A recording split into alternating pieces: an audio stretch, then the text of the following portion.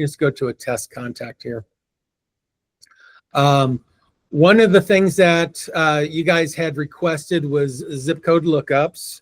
So now, whenever you go in, if you leave your city and state blank, you type in a zip code and you just tab out of it.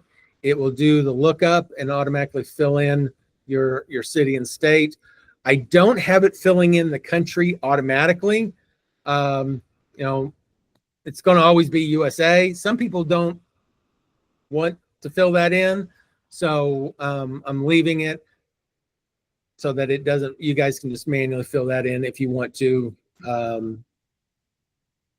The zip code lookup feature, for whatever reason, it does not return a country. It's only USA lookups at this point. I do plan on trying to get the Canadian lookup as well. I just don't have it available yet.